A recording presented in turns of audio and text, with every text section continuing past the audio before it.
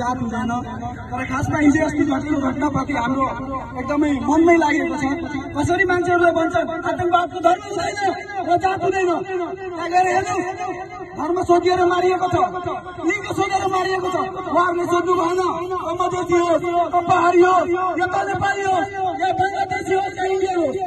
त्यहाँ एउटै कुरा सोध्यो कलमा आउँछ कलमा आएन त्यतिमा पनि विश्वास भएन उनीहरूलाई। त्यसपछि उहाँहरूले लिङ्ग खोलेर हेर्नुभयो उहाँ मुस्लिम हुनुहुन्छ कि हिन्दू हुनुहुन्छ। त्यसपछि उहाँहरूले गोली हाल्नु। यो कतिको न्यायसँग छ, कतिको उचित छ? अब आफै भन्नुहोस् न्याय के भएको छ हिन्दू समाजलाई? म यहाँ हेर्दैछु हाम्रो जुन धार्मिक यात्रा हुन्छ, धार्मिक रेली हुन्छ, 500 जना 10,000 जना 5,000 जना डिजे बजाएर नाच्न आउँछ। यो धार्मिक रेली नाच्नको लागि हो के रामनवमी नाच्नको लागि हो के हनुमान जयन्ती नाच्नको लागि हो? आज खाइका मास कसैलाई हेर्दिनँ। यो भएको छ समुदायले म एउटा कुरा मात्र गर्न चाहन्छु। हनुमान मान्छ बजरङ्ग दल लगायत तपाईँलाई विश्व हिन्दू परिषद हिन्दू संघर्ष सेनाको तपाईँ सदस्य भएर बस्नु भएको छ। केको लागि?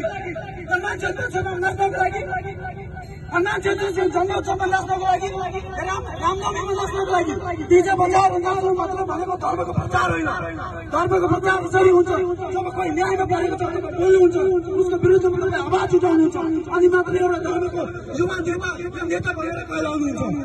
र अर्को कुरामा के थप्न चाह्यो भने विगत 2 वर्ष पहिला एमडी कबीर भन्ने एमडी कबीर नामक मान्छे पटरी गाउँपालिकाको उनले हाम्रो आनन्द दिएन श्री रामजीलाई कटाक्ष गर्दै 2-4 शब्द बोल्नु भएको फेसबुक स्ट्याटसमा।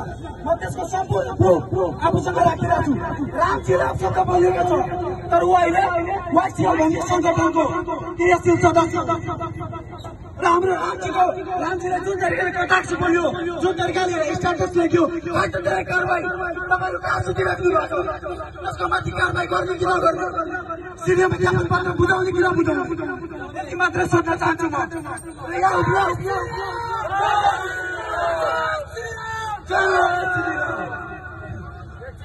र अर्को कुरा म के भन्न चाहे भने यहाँ विभिन्न जुडेका विभिन्न दलहरू जुडेका हिन्दू संघर्ष सेना, विश्व हिन्दू परिषद, बजरङ्ग दल आज 4-5 वर्ष भइरहेको छ नेपालमा आएको। तर धार्मिक संस्थामा जुडेका धेरै मान्छेहरू छन्, 10औं वर्षदेखि जुडेका छन्। ती आतंकवादलाई किन समर्थन गर्दैछन्? म यो कुरा भन्न चाहन्छु। भाइचाराको सही मिसाल दिन चाहनुहुन्छ भने तपाईँहरू आतंकवादलाई समर्थन नगर्नु। चाहे त्यो हिन्दू होस्, चाहे त्यो मुस्लिम होस्, चाहे त्यो बङ्गलादेशी होस्, चाहे त्यो इन्डियन होस्, जोसुकै भए पनि त्यसलाई अगाडि ल्याउनुहोस् र त्यसको माथि कारवाही गर्नुहोस्। यति मात्रै भन्दै म आफ्नो नारा आफ्नो शब्द यही भन्दै गर्न चाहन्छु।